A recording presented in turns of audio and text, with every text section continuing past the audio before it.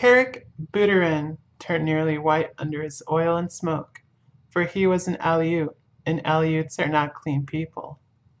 Then he began to mutter a prayer. "Don't touch him, Patalamon. There has never been a white seal since I was born.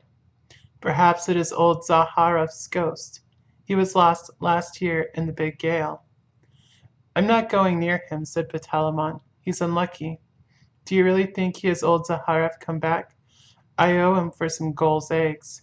"Don't look at him," said Carrick. "Head off that drove of 4-year-olds. The men ought to skin 200 today, but it's the beginning of the season, and they are new to the work. 100 will do. Quick!" Patalamon rattled a pair of seal's shoulder bones in front of a herd of holluschickie, and they stopped dead, puffing and blowing. Then he stepped near, and the seals began to move, and Carrick headed them inland, and they never tried to get back to their companions. Hundreds and hundreds of thousands of seals watched them being driven, but they went on playing just the same.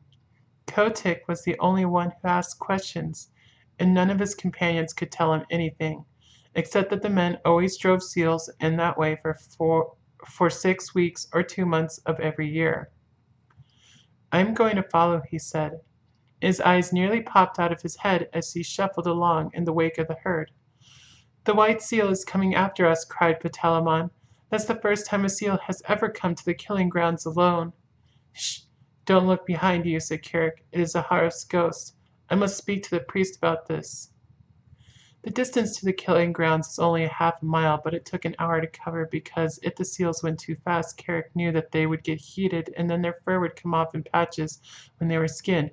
So they went on very slowly, past Sea Lion's Neck, past Webster House, till they came to the salt house just beyond the sight of the seals on the beach.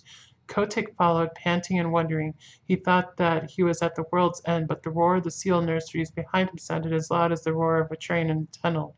Then Carrick sat down on the moss and pulled out a heavy pewter watch and let the drove cool off for 30 minutes, and Kotick could hear the fog dew dripping off the brim of his cap.